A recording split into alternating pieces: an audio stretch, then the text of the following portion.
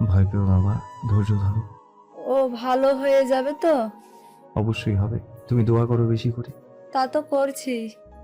ঠিক হয়ে যাবে সব। তাই যেন হয়, রাখি তাহলে। আচ্ছা, আবার ফোন করো। মা একটু পর পর ফোন করছেন, এক একবার কেঁদে ফেলছেন, এক একবার ভরসা হারার মতো হাহাকার করছেন। নাফিজের ইচ্ছে হচ্ছে মায়ের কাছে ছুটে চলে যেতে। ওই বিজন দেশে মা তো একাই, বাবা নামক মানুষটা কখনো থেকেও তাদের সাথে ছিল না। সৌরভ জিজ্ঞেস করলো, কি অবস্থা? অপারেশন চলছে। চল চা খেয়ে আসি। কিছু মুখে দিতে পারবো না আমি এখন। সৌরভ দেখলো নাফিজের মুখটা কেমন শুকিয়ে ছোট হয়ে আছে, ঠোঁটের কোণটা বেঁকে বেঁকে যাচ্ছে, বোধহয় কাঁদতে চেয়েও পারছে না। একটু একা থাকা দরকার নাফিজের। সে উঠে দাঁড়িয়ে বলল, আমি তাহলে চা খেয়ে আসি। রীতি তৈরি হয়েছে বের হবার জন্য। আকাশটা মেঘলা করে আছে, একটু আগেও রোদ ছিল, এখন ঘোলাটে হয়ে এসেছে। মা বের হতে দেবেন কি না কে জানে, কিন্তু বাসায় মন বসছে না কিছুতেই। একবার নাফিজের সাথে কথা বলা যেত। ভেতরটা এত বেশি ভেঙে চুরে আসছে বলার মতো নয়। ইচ্ছে করছে জড়িয়ে ধরে রাখতে মানুষটাকে, সেটা তো সম্ভব নয়। একবার চোখের দেখা অন্তত হোক। সৌরভ কল ধরেনি। নাফিজের মেস কোন এলাকায় সেটাও সে জানে। সেদিকে যেতে যেতে সৌরভ নিশ্চয়ই ফোন ধরবে, তখন একটা কিছু বলে দেখা করার ব্যবস্থাও সে করে নেবে। বের হওয়ার মুখে কলটা এলো, ওর বান্ধবী রুবির কল। ধরবে না ভেবেও ধরে ফেললো রীতি। হ্যালো। রীতি, সুজন সুইসাইড অ্যাটেম্প্ট করছে। কি? সত্যি, ঘুমের ওষুধ খেয়েছে অনেকগুলো। মানে কি এসবের? তুই হাসপাতালে চলে আয়, সব জানতে পারবি। রবি ফোন কেটে দিল। রীতির মাথায় আকাশ ভেঙে পড়লো। গতকাল সুজন একটু বাড়াবাড়ি করছিল, গায়ে পড়ে কথা বলতে আসা, রিক্সা ভাড়া দিয়ে দেয়া, এমন ভাবে কথা বলা যেন সে ওর প্রেমিকা। খুবই বিরক্ত হয়ে রীতি ওকে বলে দিয়েছিল ফার্স্ট হয়ে দেখেই যে কাউকে প্রপোজ করার সাথে সাথে সে রাজি হয়ে যাবে, এমনটা ভাবা ভুল। রীতি কখনোই সুজনকে পছন্দ করেনি, করবেও না। শুধু এই কথার জন্য কেউ এত বড় ঘটনা ঘটিয়ে ফেলতে পারে রীতির ধারণাও ছিল না। সে ভয়াবহ চমকে কিছুক্ষণ হতবুদ্ধির মতো দাঁড়িয়ে রইল। মাথাটা ফাঁকা লাগছে। আবার কল এলো, এবারও রুবি। রীতি, তুই তাড়াতাড়ি চলে আয়, অবস্থা বেশি ভালো না। আসছি। ক্লান্ত স্বরে বলল রীতি। শিরিন কি একটা জিজ্ঞেস করতে এসে রীতিকে দেখে বুড়ো কুচকে এগিয়ে এলেন। এমন দেখাচ্ছে কেন তোকে? কি হয়েছে? রীতি মাকে জড়িয়ে ধরে কেঁদে ফেলল। মা, আমি কি করব? কি হয়েছে?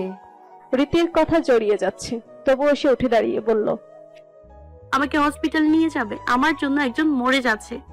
শিরিনের আত্মা শুকিয়ে গেল। বলে, কি মেয়ে? অনেকক্ষণ মায়ের ফোন না পেয়ে নাফিস নিজেই ফোন করলো। ওপাশ থেকে মায়ের পরিবর্তে ভারী গলার আওয়াজ পাওয়া গেল। হ্যাঁ নাফিস, বলো। নাফিসের কোনো ইচ্ছে ছিল না বাবার সাথে কথা বলার, এখন না বলে উপায় নেই। জিজ্ঞেস করলো, মা কোথায়? রেস্ট নিচ্ছে, সেন্সলেস হয়ে গিয়েছিল। নাফিস ভয়ে ভয়ে জিজ্ঞেস করলো, নীলি? অপারেশন শেষ, বেডে দেবে কিছুক্ষণ পর। সব ঠিক আছে? দেখা যাক। আচ্ছা, রাখছি। তোমার আসা উচিত ছিল। তোমার মা একটা অত্যন্ত দুর্বল মহিলা। এই বয়সেই একটা মানুষ নিজেকে সামলাতে না পারলে একেবারে বুড়ো হলে কি করবে? ননসেন্স। নাফিস ফোন কেটে দিল।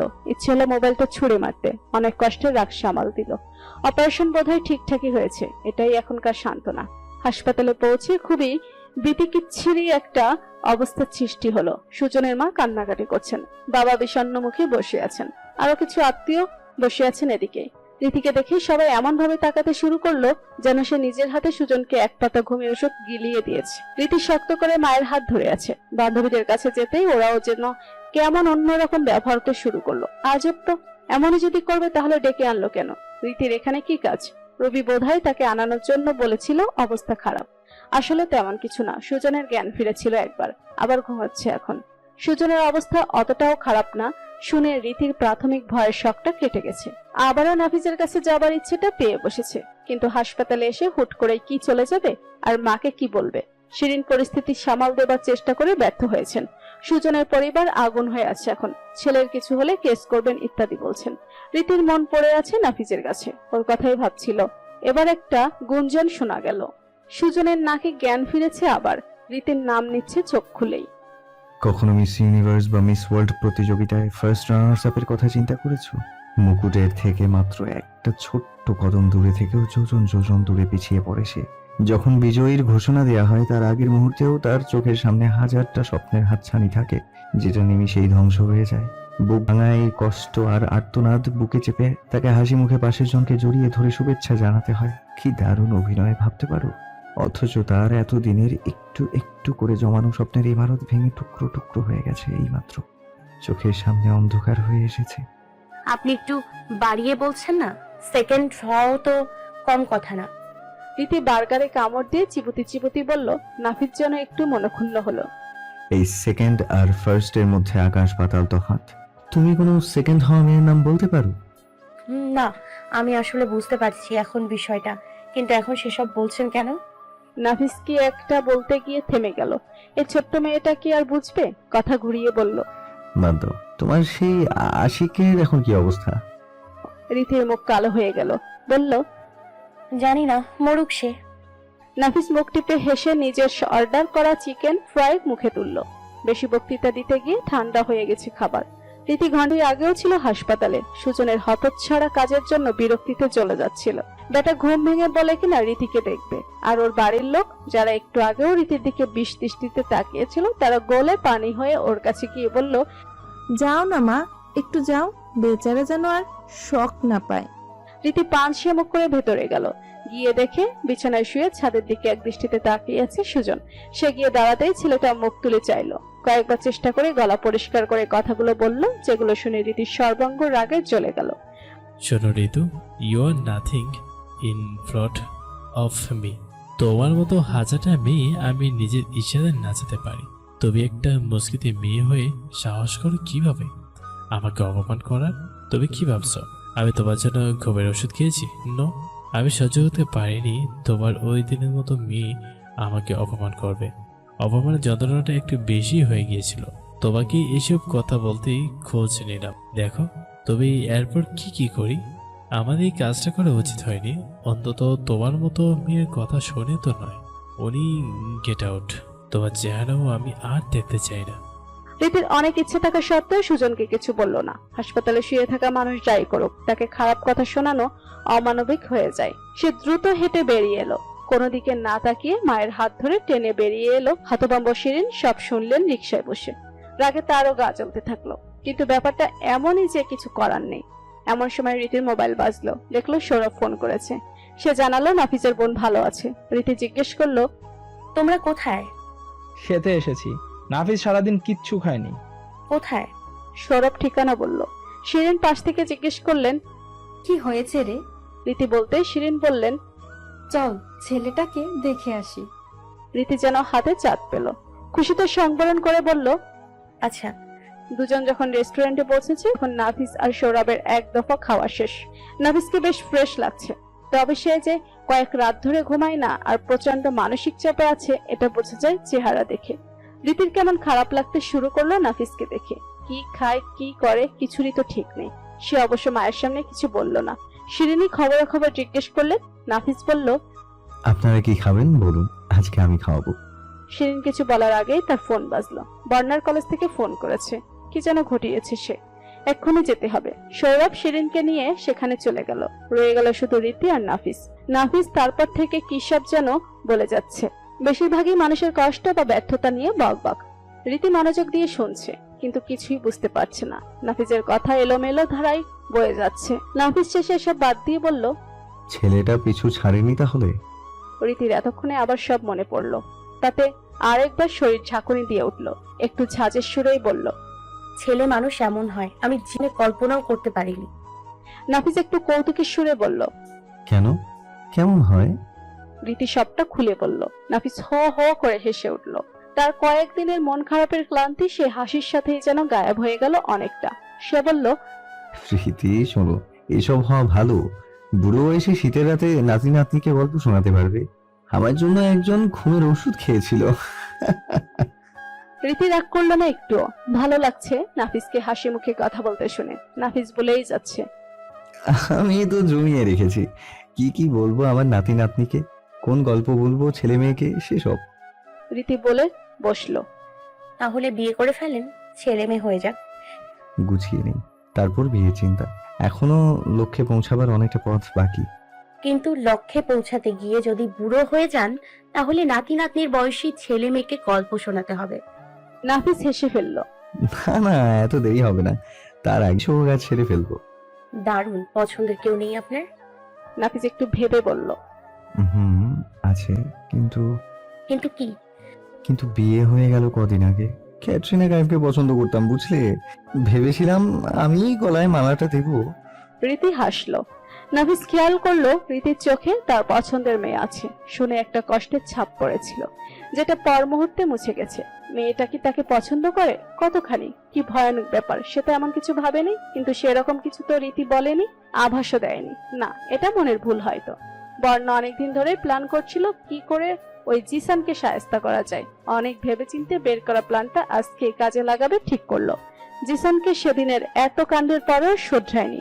সুযোগ পেলেই বর্ণার কাছে আসে কথা বলতে। খুবই বিরক্ত সে। এদিকে বায়োলজি স্যার ওকে মার করে রেখেছেন। প্রতিদিন ঘুরে ফিরে ওর কাছে এসে পড়া ধরবেন, না পারলেই বকাবকি শুরু। আজ ক্লাসে ঢুকেই জিসানের দাঁত বের করা হাসি দেখে সে ঠিক হয়েছে আজই একটা হেস্তনেস্ত করে ফেলবে। সে যে প্ল্যানটা বানিয়েছে সেটা খুবই বিপজ্জনক। একটু ভুল হলে একেবারে সর্বনাশ। তাদের ম্যাথ টিচার রোশনি ম্যাম ভীষণ কড়া। দেখতে আগুন সুন্দরী হলেও কথাবার্তা একেবারে বোম্বাই মরিচের মতো ঝাল। যাকে ধরেন কথা দিয়ে শেষ করে ছাড়েন। বর্ণা একটা চিঠি লিখেছে বাম হাতে আঁকাবাঁকা অক্ষরে। ডিয়ার রুশনি ম্যাম, আমি জানি আপনি সিঙ্গেল, আমিও সিঙ্গেল। আমি আপনার চেয়ে মাত্র 10 বছরের ছোট, এত বেশিও না, তাই না? চাইলেই আমরা একটা মধুর সম্পর্ক করতে পারি। আপনি যখন ম্যাথ পড়ান মনে হয় কবিতা পড়াচ্ছেন। এত সুন্দর করে কিভাবে পড়ান ম্যাম, আমি পাগল হয়ে যাব। আই লাভ ইউ, প্লিজ আমাকে ফেরাবেন না। ইতি জিসান, ফার্স্ট ইয়ার, শাখা সানফ্লাওয়ার, রুল 2215। অফিস রুমে প্রত্যেক টিচারের একটা করে বক্স আছে। কোন স্টুডেন্ট কাগজপত্র জমা দেবার হলে সেখানে দিয়ে যায়। বর্ণা সকালবেলা অফিস রুমে পরীক্ষার প্রবেশপত্র নেবার কথা বলে গিয়ে সবার অলক্ষ্যে কাগজটা রোশনি ম্যামের বক্সে রেখে এসেছে। এরপর যা হলো আর বলার মতো না। ফার্স্ট পিরিয়ড ছিল সবুজ স্যারের। স্যার বাংলা পড়ান। লাল সালু গল্পটা তিনি বেশ রসিয়ে রসিয়ে পড়াচ্ছেন কদিন ধরে। ছাটি মহলে কিছুটা দুর্নাম আছে তার। তিনি মেয়েদেরই শুধু পড়া ধরেন। পড়া ধরার ফাঁকে ফাঁকে তাদের শরীর কেমন টাইপ খবরাখবরও নিয়ে থাকেন। আজ তিনি সবে মজিদের হাসুনের মায়ের প্রতি আকর্ষণের অংশ শুরু করেছেন। তখনই রোশনি ম্যামের আগমন। তিনি সবুজ স্যারের অনুমতি নেওয়ারও ধার দিয়ে গেলেন না, চিৎকার করে উঠলেন, জিসানকে এখানে, রোল 2215। জিসান দাঁড়াও। জিসান বেচারা ম্যামকে ভীষণ ভয় পায়। চিৎকার শুনে তার হাঁটু কাঁপতে শুরু করলো। চারপাশের বন্ধুরা তাকে ঠেলে দাঁড় করিয়ে দিল। বুকের ভিতর তার তখন ঢোল বাজছে। ম্যাম রাগে কাঁপতে কাঁপতে বললেন, তুমি একটু আগে প্রেমপত্র লিখেছো? পুরো ক্লাস হা হয়ে গেছে। সবাই কথা বলার ভাষা পর্যন্ত হারিয়ে ফেলেছে। সবুজ ছাড়ের চোয়াল ঝুলে পড়েছে। এদিকে জিসান বেকুবের মতো ফেল ফেল করে তাকিয়েছে ম্যামের দিকে। তার মাথা করছে না। সে প্রেমপত্র লিখবে রোশনি ম্যামকে? তার কি মগজ খুলে পড়ে গেছে? রোশনি ম্যাম এগিয়ে গেলেন ছেলেদের সারির দিকে। জিসানের কাছে গিয়ে এক হাতে তার কলার টেনে ধরে অন্য হাতে ঠাস করে একটা চড় বসিয়ে দিলেন। জিসান পড়ে গেল পাশের জনের গায়ের ওপর। তার কান ঝাঁঝা করছে, মনে হচ্ছে ভেতরে কলকাবজা নড়ে গেছে। নরম হাতের এত কঠিন মার, অবশ্যই এতে চিন্তা শক্তি যেন ফিরে এলো একটু। ম্যামের পায়ে ধরতে গেল সে, কিন্তু একজনকে টপকে দাঁড়িয়ে থাকা ম্যামের পায়ের নাগাল পেল না। শুধু বলতে থাকলো, ম্যাম আমি লিখি নাই ম্যাম, আমি লিখি নাই। আরো তীক্ষ্ণ স্বরে বললেন, তাহলে কে লিখেছে? জিসান হিস্টেরিয়া গ্রস্তের মতো বিড়বিড় করেই যাচ্ছে, আমি লিখি নাই, আমি লিখি নাই। ম্যাম হঠাৎ ভুরু কুঁচকে কিছুক্ষণ জিসানের দিকে তাকিয়ে রইলেন। তারপর পুরো ক্লাসে চোখ বুলিয়ে বললেন, এই মুরগির কলিজা আমাকে চিঠি লিখে নাই মনে হয়, অন্য কারো কাজ এটা। কে সে? বর্ণার বুক শুকিয়ে গেল। সে বেঞ্চটা শক্ত করে ধরে মনে মনে আয়তাল কুরসি পড়তে শুরু করলো। সবুজ হঠাৎ বুদ্ধিটা বাতলে দিলেন, হাতের লেখা পরীক্ষা করলেই তো হয়। ম্যাম মাথা ঝাঁকিয়ে বললেন, হ্যাঁ, পরীক্ষা হয়ে যাক তাহলে। জিসান, তুমি আগে খাতা বের করো। জিসানের পাশের বন্ধু তার খাতাটা খুলে ম্যামকে দেখিয়ে দিলেন। জিসানের হাতার লেখা খারাপ, তবে এই চিঠির মতো আঁকাবাঁকা কাপা কাপা হরফের না। ম্যাম কিছুক্ষণ ভুরু কুঁচকে লেখাটার দিকে তাকিয়ে থেকে বাঁকা হেসে বললেন, জিসান, বাম হাতে লিখে দেখাও তো। জিসান লিখতে শুরু করলো। কলমে ধরতে পারে না, লিখবি কি করে? এদিকে বর্ণা প্রায় কান্না চলে আসছে। ম্যাম নিশ্চিত তাকে ধরে ফেলবে। তখন গলা শুকিয়ে কাঠ, তলপেটে মনে হচ্ছে প্রজাপতি উঠছে। ম্যাম জিসানের লেখা দেখে বললেন, থাক, তুমি রাখো। ছেলেরা সব, তোমরা সবাই যার যার খাতা ডান 2 লাইন করে লিখবে, চেক করা হবে। ম্যাম চোখ দিয়ে অগ্নিবর্ষণ করে কথাগুলো বললেন। মোটামুটি সবাই ভরকে গিয়ে লিখতে শুরু করলো। বর্ণা হাঁপ ছেড়ে বাঁচলো। যাক, মেয়েদের সন্দেহ করা হচ্ছে না, যদিও তার স্বস্তি বেশিক্ষণ থাকলো না। ম্যাম বললেন, এই মেয়েরা তোমরাও লিখো। সবাই লিখলো। বর্ণাও লিখতে শুরু করলো। অতিরিক্ত নার্ভাস থাকার কারণে হাত আরো অনেক বেশি কাঁপতে শুরু করলো। কি লিখলো নিজেও জানে না। সবগুলো কাগজ ক্লাস ক্যাপ্টেন খুব আগ্রহ করে জোগাড় করলো। ক্লাসরুমে যেন থ্রিলার সিনেমা চলছে। দপ্তরিয়ার পিয়ন এসে জুটেছে দরজার কাছে। সবুজ স্যার অতি আগ্রহে কাগজগুলো পরীক্ষা করছেন। বর্ণার বুক অতিরিক্ত পরিমাণ কাঁপছে। সে কেন এই কাজ করলো? একটা শব্দই নিজের জন্য মনে হচ্ছে, অঘটন ঘটন পটিয়সী। কোথায় যেন শুনেছে শব্দটা, মনে পড়েছে না। সবুজ স্যার পড়িয়েছে, ম্যামকে দেখাচ্ছে ইস্পাতের মতো, আর স্যারকে মনে হচ্ছে হা করা বিশাল এক বল মাছ। ম্যাম সব পরীক্ষা করার পর তার প্লাগ করা বুড়ো আরো উপরে উঠে গেল। ঠোঁট জোড়া গোল করে তিনি কি একটা বলতে গিয়ে আবারও থেমে গেলেন। বর্ণার হাতের তালু ঘামতে শুরু করেছে। শেষ পর্যন্ত ম্যাম বললেন, না, কারোর সাথেই তো মিলছে না।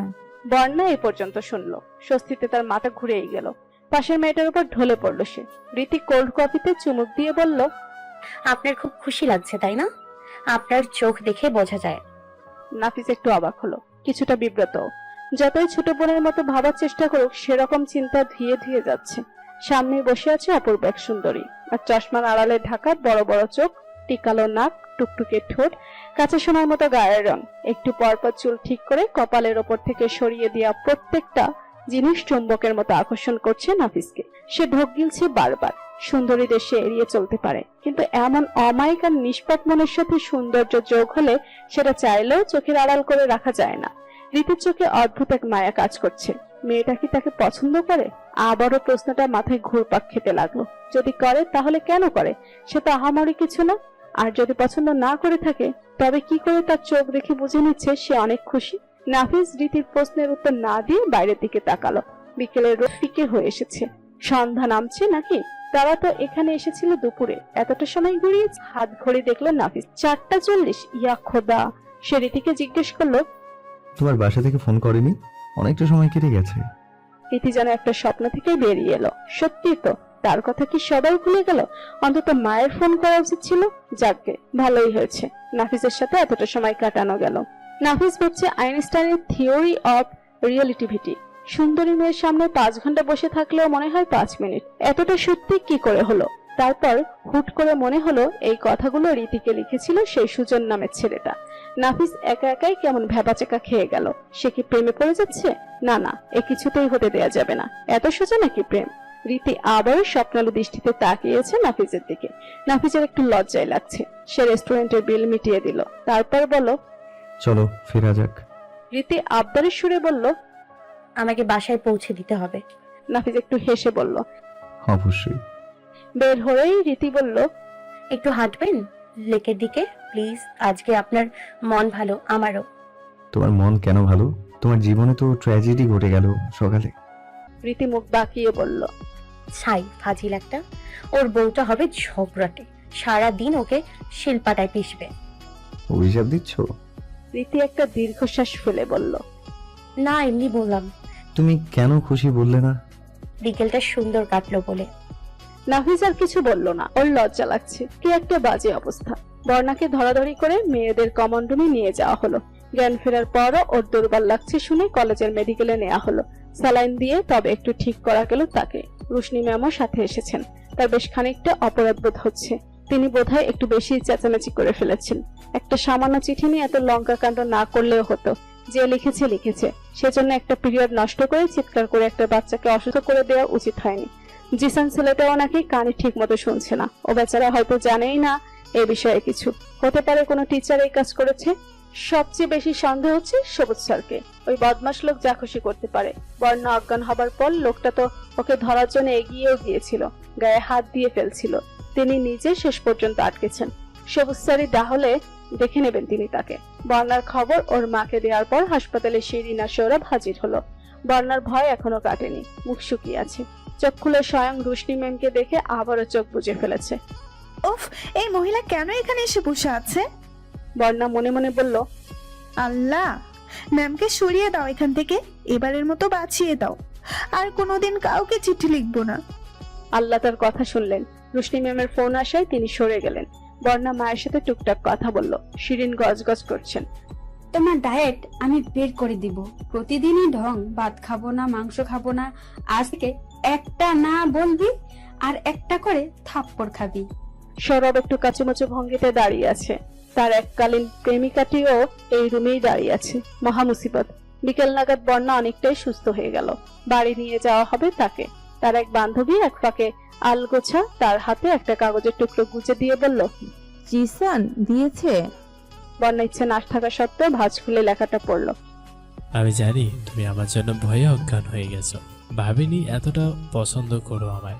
তোমার প্রতি কৃতজ্ঞতা আর ভালোবাসা। মন ভরে গেছে। নিজের যত্ন নিও জিসান। বন্যার গা জ্বলে গেল। কপাল চাপড়াতে ইচ্ছে করলো। এত কাণ্ড করে কি লাভ হলো তার? উল্টে আরো ফেসে গেল। এজন্য গর্তে থেকে সুড়ঙ্গে খুঁড়ে আরো বড় গর্তে এসে পড়া। সে মনে মনে আবার প্রার্থনা করলো, ইয়া আল্লাহ, এই জিসানের কবল থেকে বাঁচাও। আমি আর কোনোদিন অন্য কারোর জন্য গর্ত খুঁড়বো না। বন্যা কলেজে যায়নি। অজ্ঞান হওয়ার পর অসুস্থতার বাহানায় কয়েকদিনের ছুটি নিয়েছে। বারান্দায় বসে আছে সে। আকাশের রং ফ্যাকাশে, বিষণ্ণতায় ছাওয়া। রোদ নেই, অথচ বেলা 11টা। একটা গাড়ি এসে থেমেছে তাদের বাড়ির সামনে। গাড়িতে কে এসেছে সেদিকে উৎসুক হয়ে তাকিয়ে আছে বন্যা, কিন্তু কেউ বের হচ্ছে না। খুব সাধারণ একটা দিন আজ। রেলিং এর শেষ প্রান্তে একটা চড়ুই এসে বসেছে। এক ফালি রোদ টুক করে এসে পড়লো চড়ুইটার গায়ে। খুব সাধারণ দিনেও মন মরা লাগে। মনে হয় এমন দিনগুলো জীবন থেকে ফুরিয়ে যাচ্ছে অতি দ্রুত। এই যে কোনো কাজ নেই, ঘুম ঘুম আলস্য নিয়ে সে বসে আছে, এমনটা কতদিন পারবে? মা কি পারে? মা এখন দুপুরে রান্না নিয়ে ব্যস্ত। তাকেও একদিন কলিং বেল বাজলো। এলোমেলো ভাবনায় ভুলে গেছে গাড়ি থেকে কেউ বের হলো কিনা সেটা দেখতে। বোধহয় তাদের কাছে এসেছে। দরজা খোলার শব্দ পাওয়া গেল। বন্যা আবার অন্যমনস্ক হয়ে গেল পাশের বাসায় কাপড় মেলে দিয়ে একটা মেয়েকে দেখে। কাজের মেয়ে হয়তো, বড় সুন্দর দেখতে। ভালো জামা কাপড় পরালে দারুণ দেখাতো, কিন্তু সবসময় মনে হয় ভয়ে ভয়ে থাকে। চোখটা চঞ্চল, ভয়ার্থ। হঠাৎ কে যেন এসে পেছন থেকে জাপটে ধরলো বন্যাকে। চোখ চেপে ধরে জিজ্ঞেস করলো, শেফালি? কণ্ঠ শোনার সাথে সাথে চিনে ফেলেছে বন্যা। এতদিন পর? চোখ ছেড়ে দিল শেফালি। জড়িয়ে ধরলো বন্যাকে। রীতির কিছুতেই এক্সপেরিমেন্টের রেজাল্ট অন্যদের সাথে মিলছে না। খুবই বিরক্ত লাগছে। আজ সে খানিকটা অন্য মানুষকে। সকাল সকাল নাফিসের মেসেজ এসেছে, দেখা করতে চায়। আজ বিকেলেই দেখা করার কথা। কি বলবে নাফিস? জরুরি কিছু নাকি এমনিতে? তার সাথে এমনি এমনি কথা বলার কি কোনো কারণ আছে ছেলেটার? সে আরেকবার বিরক্ত হয়ে টেস্ট টিউবের দিকে তাকালো। মনে মনে যেন এক গাঁথা ঝাড়লো বেগুনি রঙা কেমিক্যালটা। তারপর বেসিনে ফেলে দিয়ে টেস্ট টিউব ধুয়ে আবার নতুন করে দ্রবণ বানাতে শুরু করলো। বন্ধুদের কাছে জিজ্ঞেস করবে সেই উপায়ও নেই। এক একজন যা ভাব ধরে আছে তার সাথে। যে মার্কা মারা ছাগল ছেলেটার জন্য সবাই তাকে ভুল বুঝছে। বিকেল হতে আর কতক্ষণ বাকি। উফ, সময় যেন যাচ্ছেই না। প্রতিটা মিনিট এক একটা ঘন্টার মতো দীর্ঘ হচ্ছে। শেফালি বন্যার স্কুলের বান্ধবী। ক্লাস 7 পর্যন্ত দুজন একসাথে পড়েছে। তারপর শেফালিরা কানাডা চলে গিয়েছিল।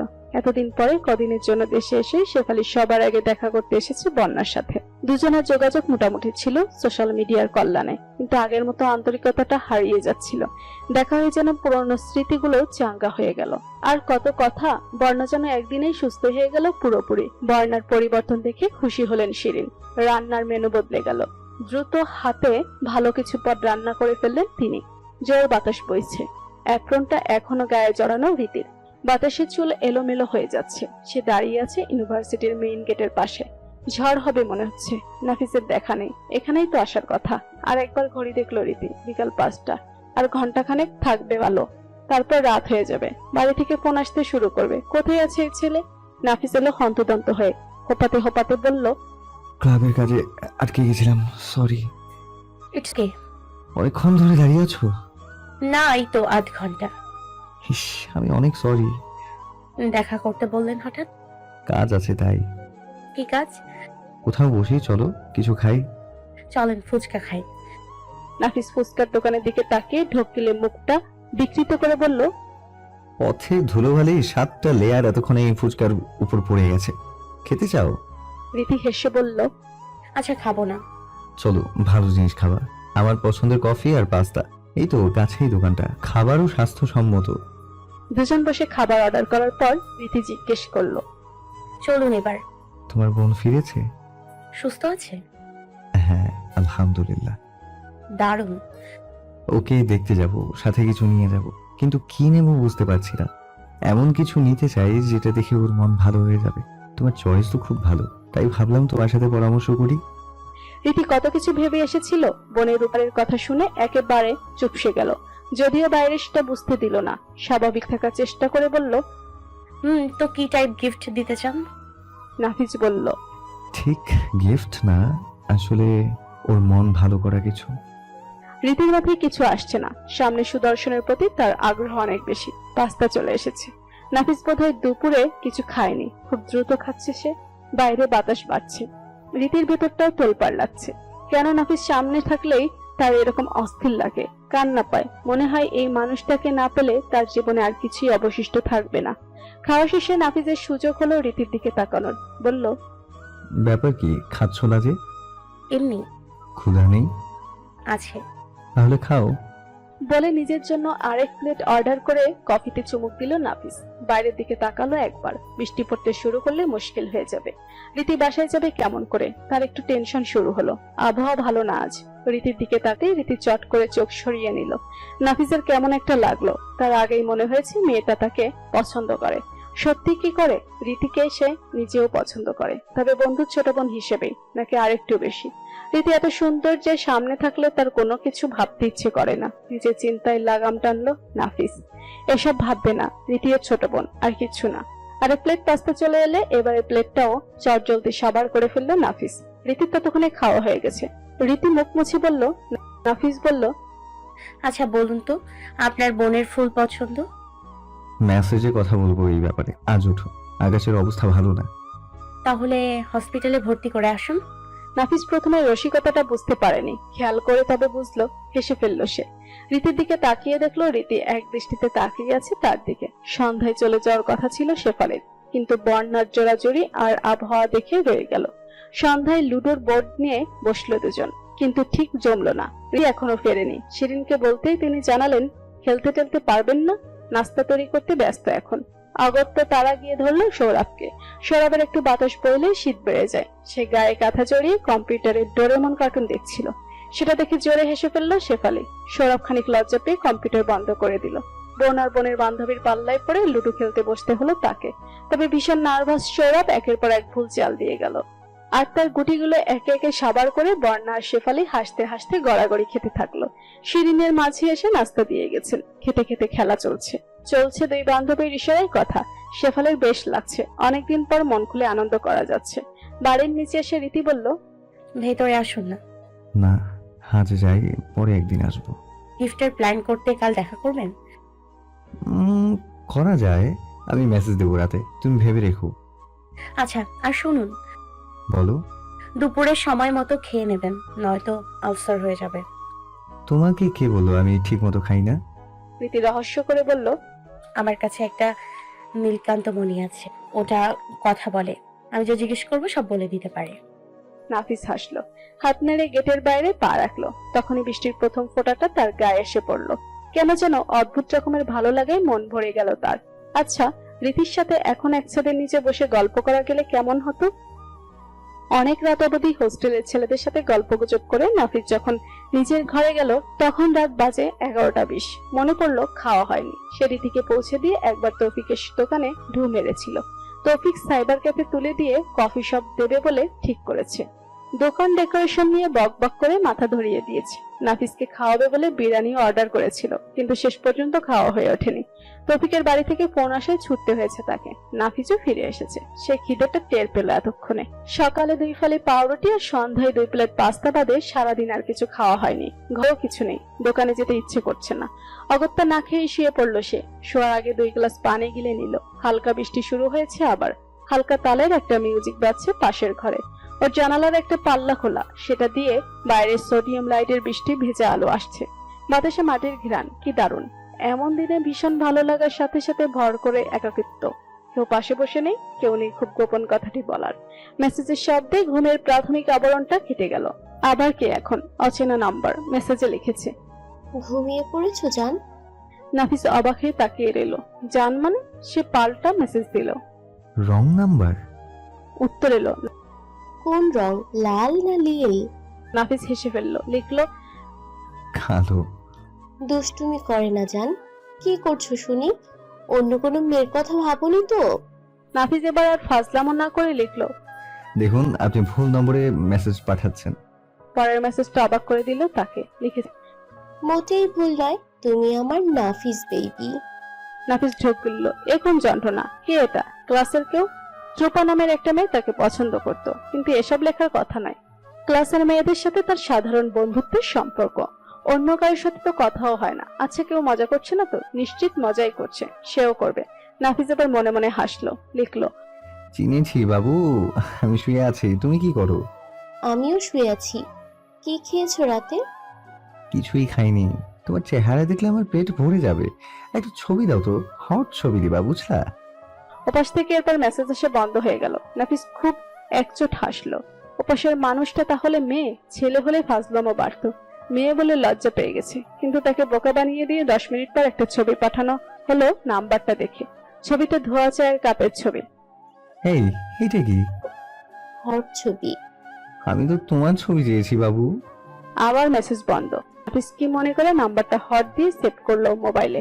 সাথে সাথে তার হোয়াটসঅ্যাপে সেই নাম্বারের অ্যাকাউন্ট চলে এলো। একটা মিষ্টি মেয়ের ছবি সেখানে। এই মেয়েকে সে তো চিনে না, কি করে এলো? সে সৌরভকে অনলাইনে দেখে মেয়েটার ছবি পাঠিয়ে জিজ্ঞেস করলো, দেখ তো চিনিস কিনা। আমার তো চেহারা মনে পড়ছে না, মেসেজ দিয়ে খুব ডিস্টার্ব করছে। একটু পর সৌরভের কল এলো। সে জানালো ছবিটা বন্যার বান্ধবী শেফালির। আজ সে তাদের বাড়িতেই আছে। নিশ্চয়ই শেফালির নাম্বার দিয়ে ইচ্ছে করে নাফিসের সাথে দুষ্টুমি করছে মেয়েগুলো। তিনটে আজ এক ঘরে শুয়েছে, ওদের ঘরে দরজা বন্ধ। নাফিস অবাক হলো, কে এটা করলো? রীতি নাকি বন্যা? অবশ্য নাম্বারটা থেকে ফিরতি কোনো মেসেজ না আসায় সেও আর কিছু লিখলো না। সকাল সকাল রীতি নাফিসকে ফোন করে বলল, নিউ মার্কেটের কাছে চলে আসুন তো। গিফট কিনতে? হ্যাঁ। দুজনের দেখা হবার পর রীতি প্রথম প্রশ্নটা করলো, আপনি খেয়ে এসছেন? নাফিস খায়নি। ঘুম থেকে উঠে মুখ ধুয়ে চলে এসেছে। দুজন রাস্তার পাশে ছোট একটা হোটেলে ঢুকলো। রীতি পরাটা অর্ডার দিল। তার খুব কঠিন স্বরে বলল, ঠিক মতো খাওয়া দাওয়া করেন না কেন? কে বললো খাই না? কাল রাতেও খাননি। কি করে জানলে?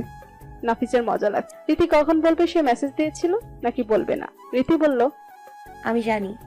তাই? তা ভালো, কিন্তু কাল রাতে এক ছবি পাঠালে না কেন? রীতি চমকে তাকালো, তারপর অন্যদিকে ফিরে ঠোঁট কামড়ালো। কি সুন্দর লাগছে রীতিকে। নাফিস চাইলেও চোখ সরাতে পারছে না, ঘোর কাটাতেও চাইছে না। সময়টা থমকে গেলে বেশ হতো, কিন্তু চারদিকে বড় বেশি হট্টগোল। গাড়ির পেপু হর্নে কান পাতা দায়, আর চুলার আছে দোকানের ভেতরটা গরম। এক নেতা টাইপের লোক বাস খাই গলায় ওয়েটারকে ধমক দিচ্ছে। এর মধ্যে আর যাই হোক, রোমান্টিকতা হয় না। নাফিস পরিবেশ স্বাভাবিক করার জন্য বলল, ভাত দাও, মজা করেছো বুঝেছি। রীতি খানিকটা স্বাভাবিক হলো, বলল, ব্যাগ এনেছেন যে, ক্লাস আছে? না, বোনকে দেখতে যাব, ব্যাগ এনেছি গিফট রাখতে। রীতির ক্লাস আছে, সে তৈরি হয়ে এসেছে। খাওয়া শেষে এক দোকান ঘুরে খুব সুন্দর একটা ডায়েরি কিনলো ওরা, সাথে এক গাদা সাদা আর মিষ্টি রঙের ছোট ছোট গোলাপ। দুজন যখন আলাদা বাস ধরবে তার আগে রীতি বলল, একটা কথা বলি? বলো। না, কিছু না। বলে বাসে উঠে পড়লো রীতি। ফিরে তাকালো না আর। নাফিস চেয়ে রইল সেদিকে। কি বলতে চেয়েছিল রীতি? ডায়েরিটা ব্যাগে ঢোকাতে চেন খুলতেই দুটো জিনিস দেখতে পেল নাফিস, নুডলসের প্যাকেট আর একটা চিঠি। চিঠিতে লেখা, আপনি নিজেই অনেক ভালো উপহার কিনতে পারেন, যার প্রমাণ আমার জন্মদিনই পেয়েছি। তবু উপহারের বায়নায় আমার সাথে কেন দেখা করলেন? উত্তর চাইলে দেবেন কখনো? একটা কথা রাখবেন, না খেয়ে থাকবেন না। শরীর খারাপ হলে কে দেখতে যাবে আপনাকে? রাতে ক্ষুধা লাগলে নুডলস রান্না করে খাবেন। রান্না করে দেবার মতো কেউ নেই আপনার। কত খারাপ অবস্থা ভাবুন। শীঘ্রই এই অবস্থা থেকে মুক্তি পাওয়ার প্রয়োজনীয় ব্যবস্থা গ্রহণ না করলে পরিস্থিতি আরো খারাপ হবে। আমি কাল রাতের জন্য দুঃখিত। বিষয়টা আমারই। বর্ণার বান্ধবী শেফালির নাম্বারটা আপনি চিনবেন না দেখে ভেবেছিলাম একটু মজা করি। ওদের কোনো দোষ নেই। শেফালিকে আর কখনো মেসেজ বা ফোন করবেন না, খবরদার।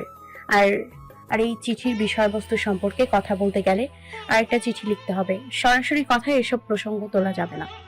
চিঠিটা দুবার পড়লো নাফিস। হঠাৎ দিনটা বড্ড সুন্দর লাগছে। ট্রাফিক পুলিশ থেকে শুরু করে বৈদ্যুতিক তারের উপর বসে থাকা কাকটাকে ভীষণ সুন্দর লাগছে।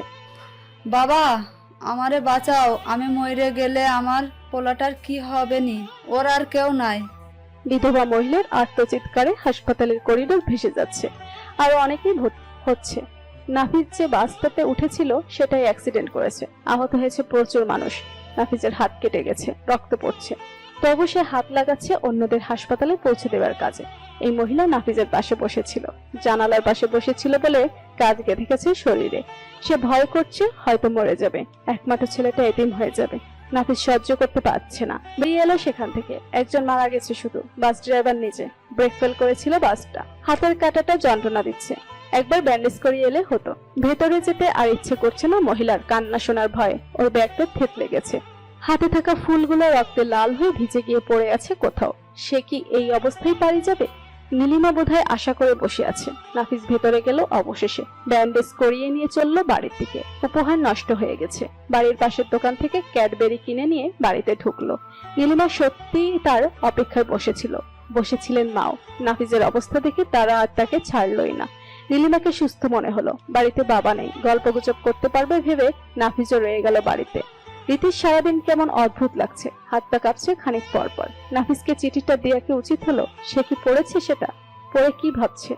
তাকে কি খুব নির্লজ্জ মনে করছে, নাকি বোঝেইনি সে কি বোঝাতে চেয়েছে? এর মাঝে একবারও ফোন করেনি, মেসেজও দেয়নি, অনলাইনও অ্যাক্টিভ নেই। রীতির হৃদস্পন্দন বেড়ে যাচ্ছে। সন্ধ্যার দিকে পড়তে না পেরে বাবার কাছে গিয়ে বসলো। বাবা বসে চা খাচ্ছিলেন আর পত্রিকা পড়ছিলেন। সারাদিন তিনি সময় পাননি পত্রিকা পড়ার। অফিস থেকে ফিরেই কাজটা সারেন। রীতিকে পাশে বসতে দেখে বাবা মুস্কি হেসে বললেন, কি সমস্যা হঠাৎ বাবার কাছে? সমস্যা হলেই বুঝি তোমার কাছে আসি। আমার তো তাই মনে হয়। রীতি অভিমানে ঠোঁট ফোলালো। বাবা বললেন, আচ্ছা শোন, একটা মজার খবর শোনায়। পত্রিকাওয়ালারা চেপেছে। শোনাও।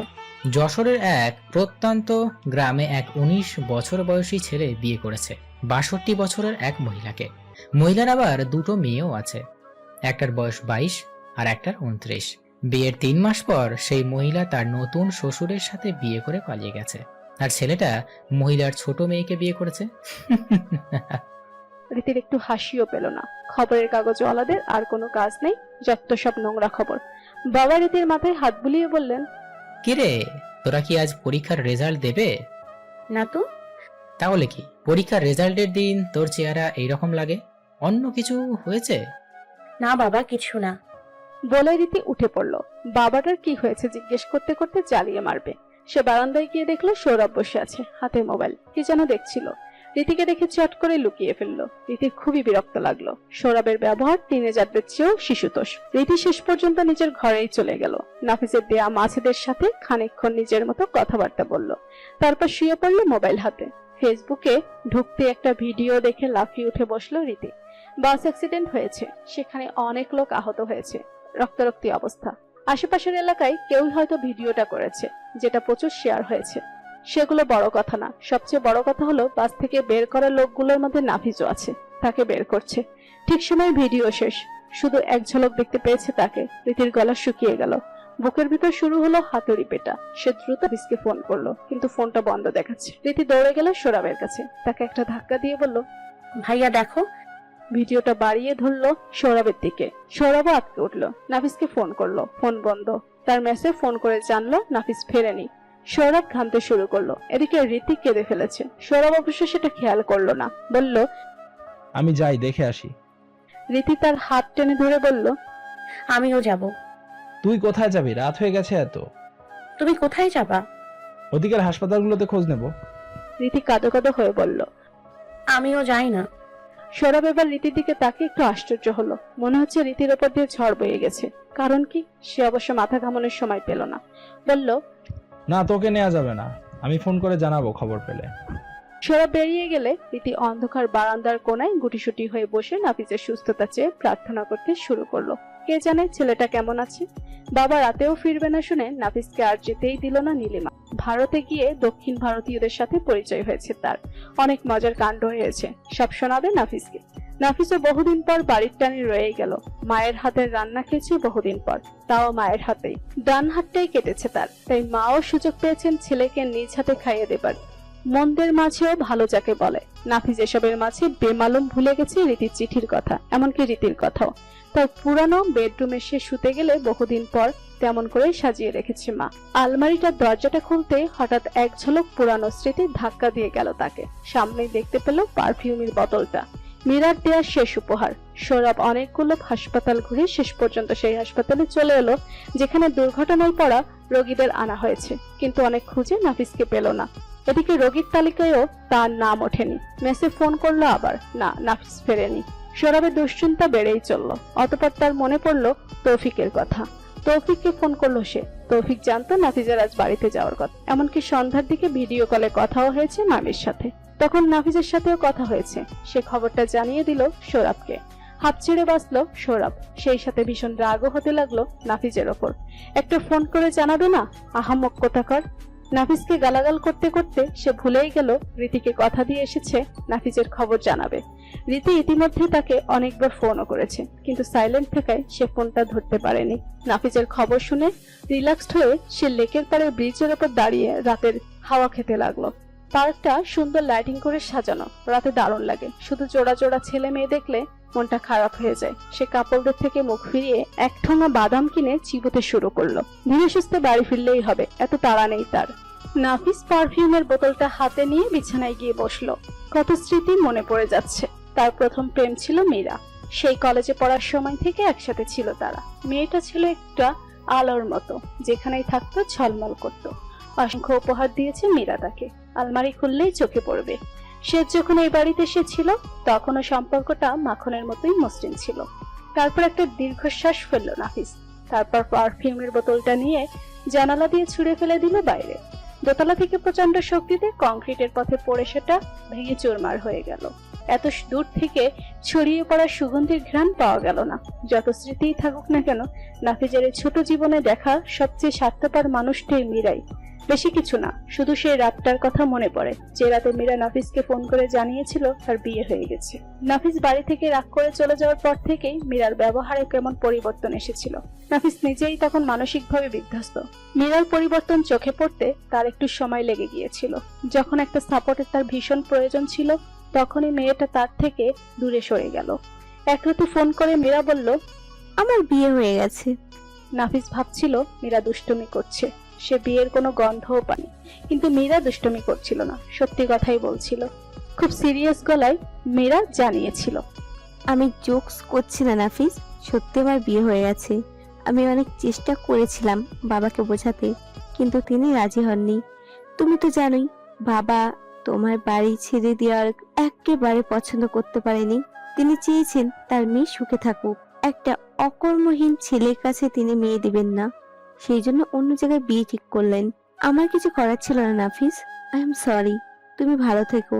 I will miss you. Nafis তখন ক্যান্টিনে বসেছিল রাতের খাবার খেতে। সে এতটাই অবাক হয়েছিল যে আশেপাশে প্রচন্ড কোলাহল কিছুই তার কানে যাচ্ছিল না। মনে হচ্ছিল সে কোনো শব্দহীন আলোহীন কৃষ্ণগহ্বরে ঢুকে পড়েছে। তারপর কয়েকদিন নাফিসের জ্বর ছিল। জ্বরের ঘরেও সে হিসেব মেলানোর চেষ্টা করছিল। মীরা মোটেও তার বাবার বাধ্য মেয়ে না। নিজের জিনিস কিভাবে আদায় করতে হয় সে খুব ভালো করে জানতো।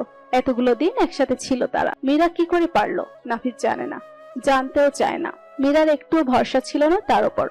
অনেকদিন লেগেছিল নাফিজের এটা বুঝতে যে মীরা তাকে ভালোবাসতো তার বাবার টাকা পয়সা, প্রতিপত্তি আর ভবিষ্যতের সুখ স্বাচ্ছন্দ্যের কথা ভেবে। মীরারাও ধনী, মীরার বাবা তার বাবার বন্ধুও। সেই আরাম আয়েশ ছেড়ে পথে বসে একটা ছেলেকে বিয়ে কথা বোধহয় আবেগের বশে বোকামি হয়ে যেত। মীরা বোকা ছিল না। মীরা তাকে অনেক বোঝানোর চেষ্টা করেছিল যেন সে ফিরে যায়, কিন্তু নাফিজের অবস্থান তখন ছিল একেবারেই অনড়। আর এই অবস্থার প্রথম ফলাফল সে পেয়েছিল হাতে হাতে। মজার ব্যাপার হলো, মীরার কথা ভাবলে নাফিজের আগের দিনগুলোর কথা খুব একটা মনে পড়তো না। মনে পড়তো তার বিশ্বাসঘাতকতার দিনটার কথা। মীরা এখন থাকে কানাডায়, তার ধনী স্বামী সেখানেই সেটেল। নাফিস ব্লক করে নেই মীরাকে, মীরাই তাকে আনফ্রেন্ড করে দিয়েছে। মিউচুয়াল ফ্রেন্ডের কল্যাণে মাঝে মধ্যে মীরা তার স্বামীর ঝলমলে ছবি চোখে পড়ে। প্রচন্ড বিলাসিতা আর চাকচিক্য উপচে পড়ে ফেসবুকের ছবিতেও। আর মীরার উজ্জ্বল হাসি বুঝিয়ে দেয় সে যা চেয়েছে তাই পেয়েছে। এসব ভাবতে ভাবতে অনেকটা রাত হয়ে গেছে। মোবাইলের কথা মনে পড়লো এতক্ষণে। পকেট থেকে বের করে দেখলো গ্লাসটা ফেটে গেছে, সুইচ অফ হয়ে আছে। অন করার পর দেখা গেল চলছে, শুধু গ্লাস বদলে নিলেই হবে। অন করার সাথে সাথে প্রচুর মেসেজ আসতে থাকলো। সবই এসেছে রীতির মোবাইল থেকে। মেসেজ পড়ে অবাকই হলো নাফিস। রীতি কি করে জানলো তার অ্যাক্সিডেন্টের খবর? রাত বাজে 11:30। রীতিকে কি একটা ফোন করবে? সে ফোন করলো, রীতি ধরলো না। নাফিস ফোনে পাশে রেখে শুয়ে পড়লো। অনেকদিন পর নিজের বিছানায় শুয়েছে সে। তার শৈশব কৈশোরের স্মৃতি ঘেরা এই ঘর। আজ সে মেহমানের মতো চলে যাবে আবার। যেখানে যাবে সেটা তার আপন জায়গা নয়। সে মানিয়ে নিতে পারেনি মেসে, কিন্তু এই জায়গাটাও যে তার আপন নয়। মীরার কথাও মনে পড়ছে। আরো বেশি কষ্ট হচ্ছে। সৌরভ বাসায় ফিরে পুরো 1 ঘন্টা ঝাড়ি খেয়েছে। চাচার কাছে কিছুটা, চাচির কাছে কিছুটা, আর বাকিটা রীতির কাছে। রীতির তো মনে হচ্ছিল তার প্রেশার ডাউন হয়ে গেছে। কেমন যেন অবশ লাগছিল পুরো শরীর। সৌরভ যখন জানালো নাফিস ভালো আছে, তখন সে অনেকটা শান্ত হলো। চিন্তায় রীতি কিছু খায়নি রাতে। 11:30টার দিকে জোর করে মাতাকে নিয়ে গেল খাইয়ে দিতে। নাফিসের ফোনটাও সে সময়ে আসায় সে ধরতে পারেনি। এদিকে সৌরভের দায়িত্ব জ্ঞানহীনতার কথা রাষ্ট্র হয়ে গেছে। বর্ণা খুব হেসে সেটা বলল শেফালিকে। ঝাড় খাওয়ার ঘটনাও বলল। বর্ণার খুব হাসি পাচ্ছে। সৌরভের চেহারাটা যা হয়েছিল না, শেফালির হাসি পেল না, তার একটু খারাপ লাগছে। বেচারা সৌরভের মুখটা মনে করার চেষ্টা করছে সে। ছোট বোনের কাছে বকা খেয়েছে বেচারা। শেফালির ইচ্ছে হলো সৌরভের সাথে একটু কথা বলতে, কিন্তু পরে আর বলল না। কি না কি ভাববে ভেবে নাফিসের ঘুম আসছে না। এপাশ ওপাশ করতে করতে নানান কথা ভাবছে। ফোনটা বাজলো, তখন রীতির ফোন। ধরতেই রীতি খুব উদ্বিগ্ন গলায় বলল, কেমন আছেন আপনি? নাফিসের হঠাৎ মনে হলো মন খারাপ কেটে গেছে। রীতির গলা শুনেই শান্তি লাগছে।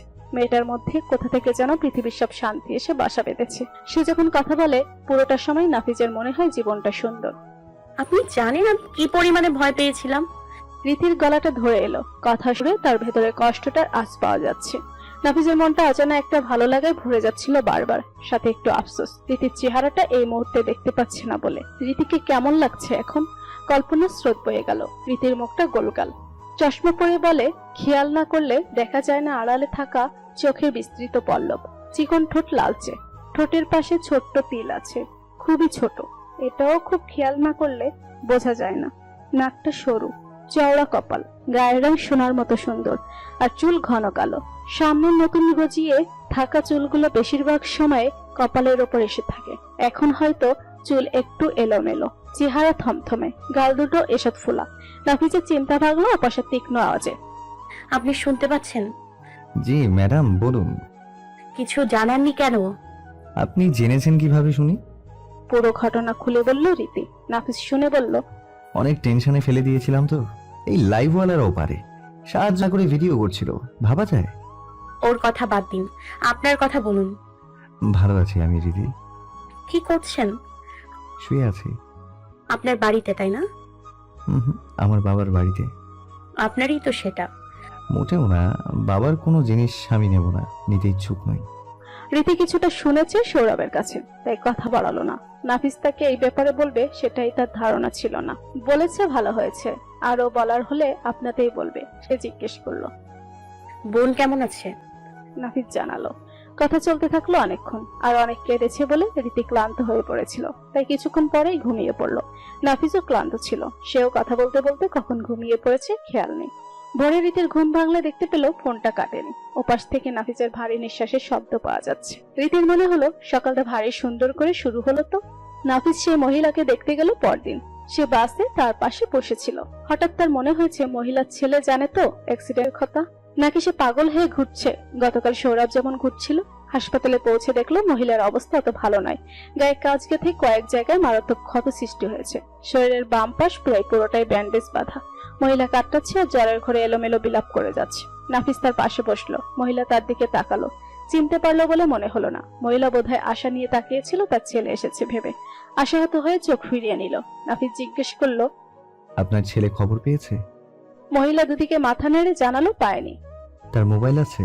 আবারও নাবোধক উত্তর এলো। সে কোথায় থাকে? মহিলা তার ঠিকানা বলল, কিন্তু সেটা স্পষ্ট করে বলা না। একটা ছোট এলাকাতেও ঘনবসতি, এত যে একটা ছেলেকে নাম দিয়ে খুঁজে পাওয়া অসম্ভব। পরে মহিলা বললেন তার ছেলে একটা হোটেলে কাজ করে। হোটেলের সামনেই বড় মসজিদ আছে। মসজিদের নামও বললেন। নাফিস বলল, আপনি চিন্তা করবেন না, আপনার ছেলেকে আমি নিয়ে আসবো। নাফিস কথা মতো চলে গেল সেই এলাকায়। মসজিদ আর হোটেল খুঁজে পেতে খুব একটা সমস্যা হলো না। গিয়ে দেখলো ছেলেটা কাজে আসেনি আজ। তবে সেখানের এক লোক তাকে মহিলার বাসায় নিয়ে গেল। বাসা বলতে একটা ঘিঞ্চি গলির শেষ মাথায় ইতস্তত কিছু ঘর তোলা। মহিলার ছেলে রিপনকে পাওয়া গেল বাড়িতে। মায়ের জন্য চিন্তায় অস্থির হয়ে মুখে এতটুকুন হয়ে আছে। রিপনের বয়স 12। তাকে যখন মায়ের খবর জানানো হলো সে কেঁদেই ফেললো। আমি ভাবছিলাম মাই আমারে রাইখা গেছে গো। বলল। নাফিস তাকে হাসপাতালে নিয়ে গেল। মা ছেলের মিলন দৃশ্যটা সে দেখলো না ইচ্ছে করেই। চলে গেল বাইরে। হাসপাতালের সামনে একটা ছোট্ট চায়ের দোকানে গিয়ে বসলো। হকারের কাছ থেকে একটা পত্রিকা কিনে নিল। আজকাল সে চাকরির জন্য পত্রিকার বিজ্ঞপ্তির পাতাগুলো মনোযোগ দিয়ে পড়ে। চায়ের কাপে চুমুক দিয়ে পত্রিকার পাতায় চোখ রাখলো। আজ এক স্কুলে চাকরির বিজ্ঞাপন দিয়েছে। দেশের প্রত্যন্ত এলাকায় স্কুলটা। কোয়ালিফিকেশনের জায়গায় লেখা ভালো পড়াতে জানতে হবে আর সৃজনশীল চিন্তা ভাবনা থাকতে হবে। নাফিসের বেশ আগ্রহ হলো বিজ্ঞাপনটা দেখে। মনে হলো দিয়ে দেই একটা ইন্টারভিউ ঢাকাতেই নেওয়া হবে। সে সেখানে দেয়া ইমেল অ্যাড্রেসে নিজের সিভি দিয়ে দিল। বর্ণাজ কলেজে গেছে অনেকদিন পর। আসতে একদম ইচ্ছে করছিল না। বাসায় থেকে থেকে সকালে ঘুমানোর অভ্যাস হয়ে গেছে। বেশ কিছুদিন পর ভোর উঠতে একটু কষ্টই হয়েছে, তবে এসে বন্ধুদের পেয়ে হই হুল্লোড়, মন ভালো হয়ে গেছে। আবার সেই ফিজিক্স, বায়োলজি, বাংলার ক্লাস, পড়া ধরা, দাঁড় করিয়ে রাখা আর ক্লাসের ফাঁকে ছোট ছোট দুষ্টমি। টিফিনের সময় ধাক্কাধাক্কি করে খাবার আনতে গিয়ে এই প্রথমবার জিসানের সাথে দেখা হলো। কিন্তু কি আশ্চর্য, জিসান তার দিকে একবার তাকিয়ে চোখ ফিরিয়ে নিল। অবাক হওয়ার আরো বাকি ছিল। খাওয়া শেষে পানি আনতে যখন বর্ণা ক্লাস থেকে বের হচ্ছে, তখন জিসান ঢুকছিল। হঠাৎ সামনাসামনি একটা ধাক্কা খাওয়া থেকে কোনো মতে বাঁচলো ওরা। জিসান সরি আপু। বলে দ্রুত চলে গেল। বর্ণা পুরোপুরি হতবাক হয়ে গেল। ভেতরে ভেতরে আনন্দ তো হলোই, কিন্তু বিস্ময়টাই বড় হয়ে দাঁড়ালো। হচ্ছেটা কি এখানে? শেফালি জানতো বর্ণা আজ কলেজে যাবে। বর্ণা প্রথম দিনই জানিয়েছিল তার কদিন ছুটি, তবু সে আজ বর্ণাদের বাড়িতে গেল। কেন গেল সেটা তার নিজের কাছেও পরিষ্কার নয়। শিরিন আন্টির সাথে জন্য বিনিময়ের পর তিনি জানালেন বর্ণা বাড়িতে নেই। শেফালি তখন খুব অবাক আর আশাহত হবার ভান করে বলল, তাই? আমি তো জানতামই না ও থাকবে না। ফোন করে আসা উচিত ছিল। ভেবেছিলাম ওকে সারপ্রাইজ দেব। আচ্ছা আমি তাহলে যাই, আর একদিন আসবো। শিরিন তাকে আটকে দিলেন। এখন যাওয়া চলবে না, তুমি বসো, কিছু খেয়ে তারপর যাবে। আর বর্ণা নেই তো কি হয়েছে, আন্টি আছে না, তোমার সাথে গল্প করবে।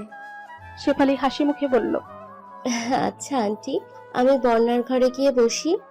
হ্যাঁ, তোমারই বাসা, যে ঘরে ইচ্ছে গিয়ে বসো। অনুমতি পেয়ে শেফালি আর দেরি করলো না। টুক করে সৌরভের ঘরে গিয়ে উকি দিল। অন্যের ঘরে উকি ঝুঁকি দিয়া বা অনুমতি ছাড়া প্রবেশ করা উচিত না, এই বোর্ডটা তার কাছে আছে। তবে এই মুহূর্তে সেটা কাজ করছে না। সৌরভ বাড়িতেই ছিল। সেদিন ভাঙারির দোকানে অনেকগুলো পুরনো কমিক্সের বই পেয়ে কিনে এনেছে। কমিক্স তার দারুণ পছন্দ। পড়ছে আর নিজের মনেই হাসছে। শেফালির অবস্থা দেখে কপাল চাপড়ালো। হায় রে, কে বলবে এই ছেলে মাস্টার্স পরীক্ষা দেবে দুদিন পর। সে গলা খাকারি দিয়ে বলল, আসতে পারি? সৌরভ অপ্রস্তুত হয়ে পড়ল। শোয়া থেকে উঠে বসে বিছানাটা সমান করার চেষ্টা করলো। শেফালি মৃদু হেসে জিজ্ঞেস করলো, কেমন আছেন? এই তো ভালো। শুনলাম কাল নাকি খুব ঝড় গেল আপনার উপর। সৌরভের খুব রাগ হলো বর্ণার ওপর। এত পেট পাতলা মেয়েটা অসহ্য। সে লাজুক মুখে বসে রইল, কিছুই বলল না। শেফালির এত মায়া হলো, সে সেখান থেকে এসেছে, সেখানকার ছেলেগুলো অন্যরকম। হ্যাঁ, লাজুক ছেলে আছে, তবুও খুব ফ্রি লাইফ স্টাইল সেখানে। খুব অল্প বয়সী ছেলেমেয়েরা ম্যাচিউর হয়ে যায়, এরকম আদুরে তো কখনোই হয় না। এত বড় হয়ে ছেলে মানুষ ছেলেটার জন্য তার অদ্ভুত রকমের ভালো লাগা সেদিনই তৈরি হয়ে গিয়েছিল। আজ আরো বাড়ছে যেন। সৌরভ দেখতে ভালো, সুপুরুষ বলাই যায়, তবে আদুরেও। এই যে বিছানায় শুয়ে কমিক্স পড়ে হাসছিল, মোটেও বেমানান লাগছিল না, যেন সে এমনটা করবেই স্বাভাবিক। সৌরভকে চুপ করে থাকতে দেখে শেফালি খুব সাধারণ একটা প্রশ্ন করলো, হ্যাঁ, আপনি কি খুব সুখী মানুষ? সৌরভ একটু চমকে তাকালো শেফালির দিকে। শেফালির গভীর চোখে তাকিয়ে আছে। সৌরভ কিছু বলার আগে শিরিন ঢুকলেন, হাতে খাবারের ট্রে। বললেন, সব জায়গায় খুঁজছি তোমাকে, আর এখানে এসে বসে আছো। শেফালি একটু অপ্রস্তুত হয়ে পড়লো। শিরিন কিছু মনে করে বলেনি, সে ট্রে বিছানার উপরেই রাখলো। বলল, 3 জনের জন্যই চা এনেছি, আমরা এখন বাড়িতে। নাও চা নাও, তোমার পছন্দের বলে এলাচ দিয়ে বানিয়েছি। সৌরভ আবার চায়ে এলাচ দিলে খেতে চায় না, কিন্তু আজ মেহমানের সৌজন্যে খাবে, তাই না সৌরভ? সৌরভ হ্যাঁ খাবো তো বলে একটা কাপ টেনে নিল। গরম চেয়ে চুমুক দিয়ে জিব্বা পুড়িয়ে হা হু করতে লাগলো। শেফালি একটা দীর্ঘশ্বাস ফেললো। বেশিক্ষণ থাকা যাবে না এখানে, দুদিকেই অঘটন ঘটে যাবে। রীতির দিনটাও কাটলো ভালো। সুজন তাদের ক্লাসেরই একটা মেয়েকে ঠিক তার মতো করে প্রেমপত্র পাঠিয়েছে। মেয়েটার সাথেই রাজি হয়েছে। তাদের লনে পাশাপাশি হাঁটতে দেখা গেছে। কানাঘোষা শোনা যাচ্ছে মেয়েটাকে নাকি আজই ডিনার ডেটের প্রস্তাব দিয়েছে সুজন, তা আবার 5 স্টারে। দেখাচ্ছে এখন রীতিকে। রীতির তো মজাই লাগছে দেখে, জ্বলনি বহুদূরের বিষয়। সবচেয়ে মজার ব্যাপার হলো, ক্লাসে যেসব মেয়ে সুজনের সুইসাইডের ঘটনার সময় রীতিকে কথা শুনিয়েছিল, তারাই এখন রীতির কাছে এসে সুজন আর তার নতুন প্রেমিকার নামে এটা সেটা বলছে। রীতির ভীষণ হাসি পাচ্ছে, তবে সে হাসি চেপে সিরিয়াস মুখে মেয়েগুলোর গল্প শুনছে। সৌরভের সাথে শেফালির আজ অনেক গল্প হয়েছে। সৌরভ নাফিস বাদে অন্য কারোর সাথেই কথা বলতে অভ্যস্ত নয়। সে কিছুটা অন্তর্মুখী স্বভাবের, একা একা থাকতে পছন্দ করে। এদিকে শেফালি প্রচুর কথা বলে। শেফালি বেশিরভাগ কথা বলল, তবে সৌরভকে দিয়ে কথা বলিয়ে ছাড়লো। শেফালি ইচ্ছে করে একটু বেশি সময় থেকে দুপুরের আগে আগে শিরিনের কাছে এসে বলল, আন্টি আমি যাচ্ছি, আবার আসবো। বন্যা যেদিন বাসায় থাকবে সেই দিন। শিরিন দুপুরের রান্না নিয়ে ব্যস্ত। শেফালি এসেছে বলে বিরিয়ানি বসিয়েছেন, কোরমা রান্না হয়ে গেছে এর মধ্যে। তিনি শেফালির হাত ধরে ভেতরে নিয়ে বসিয়ে দিয়ে বললেন, শেফালি এটাই চাইছিল। সে আবার সৌরভের ঘরে গিয়ে বসলো। কথায় কথায় কানাডার পরিবেশ, সেখানকার ছেলে মেয়েদের কথা তুললো। শেষে একটা কথা সৌরভকে বেশ ইঙ্গিত করেই বলল, বাংলাদেশের ছেলেরা অনেক বড় হয়েও ইমম্যাচুর থেকে যায়। বাড়ির লোকেরা আদর দিয়ে মাথায় তুলে রাখে, তারপর নিজেরাই ধূপ করে মাথা থেকে ফেলে কর্মক্ষেত্রে ঢুকিয়ে দেয়। তখন এদের যা হাল হয় তার বলার মতো না। তাই সময় থাকতে নিজের পায়ে দাঁড়ানো আর বুদ্ধি করে চলা উচিত। সৌরভ একটু বকাতে হলেও ঠিকই বুঝলো শেফালি তাকে খোঁচা দিয়ে কথাটা বলল। কিন্তু ওর এত দায় কিসের, এত অধিকার কিসের? বলতে চেয়েও বলতে পারলো না সৌরভ, চুপ করে রইল। সে কখনো কিছু বলতে পারে না, প্রতিবাদ করতে পারে না। তবে জেদ চেপে গেল খানিকটা। একটা পুচকে মেয়ে তাকে অপমান করে গেল। দুপুরে খেতে বসলো শেফালি, সৌরভ আর শিরিন, বাকিরা সবাই বাইরে। শেফালি আর শিরিন অনেক গল্প করলেও সৌরভ পুরোটা সময় চুপ করেই রইল। যাওয়ার আগে শিরিনকে রান্নাঘরে ব্যস্ত দেখে আরেকবার সৌরভের ঘরে উকি দিল শেফালি। নিজের ফোন নাম্বার একটা কার্ডে লিখে সেটা সৌরভের হাতে দিয়ে বলল, আপনার কাছে একটা জিনিস চাই। কি চাও? আমি তো এখানকার কিছু চিনি না ঠিক মতো, আপনি আমাকে চিনিয়ে দেবেন? শহরটা একটু ঘুরে দেখতে চাই, কিন্তু কেউ নেই সাথে ঘোরার মতো। সৌরভ ইতস্তত করতে করতে বলল, বর্ণাকে নিয়ে যেতে পারো। ওর তো ক্লাস থাকে বিকেল পর্যন্ত। ওহ তাই তো, কিন্তু আমি হ্যাঁ, আপনি কাল 10টায় আমাকে ফোন করবেন, আমি বলে দেব কোথায় যেতে হবে। আর ভালো কথা, আমার সাথে যাওয়ার কথা বাড়ির কাউকে বলবেন না। কেন? আমি বলেছি তাই। তাহলে দেখা হচ্ছে কাল ঠিক 10টায়, মনে থাকে যেন। শেফালি চলে গেল। সৌরভ বুঝতে পারছে না ঘটনাটা কি ঘটছে আর কি ঘটতে যাচ্ছে। ছুটির পর বের হতে গিয়ে বর্ণা আসলো, খবর জানতে পারলো। দেখা গেল কলেজ কম্পাউন্ড থেকে বের হয়ে জিসান এক মেয়ের হাত ধরে বাসে উঠে গেল। এজন্যই বর্ণাকে আর পাত্তা দিচ্ছিল না। তো এত কাণ্ড কেন করলি ভাই? তার শান্তি লাগছিল, আবার রাগও হচ্ছিল। তাকে এত জ্বালালো কেন বটটা? বাসায় যেতে যেতে পথে একটা পুরনো বইয়ের দোকান থেকে অনেকগুলো বই নিয়ে নিল সে। রীতির বই নিয়ে পড়াই যায়, কিন্তু ইদানিং নিজের বইয়ের শখ হচ্ছে। খুব ভালো ভালো বই কম দামে পেয়ে নিয়ে নিল সে। আর একটু সামনে একটা ফুচকার দোকান পড়লে ইচ্ছে হলো একটু খেয়ে যেতে, কিন্তু টাকা সব শেষ হয়ে গেছে বই কিনতে গিয়ে। মায়ের কাছে সেজন্য বকা খেতে হতে পারে। বর্ণার মনে হলো অনেক টাকা থাকতো যদি তার, খুব ভালো হতো। বাসায় ফিরে আজকের ঘটনাগুলো মনে খচখচ করতে লাগলো। মনে হচ্ছে বহুদিন পর একদিনে এতগুলো ঘটনা ঘটলো।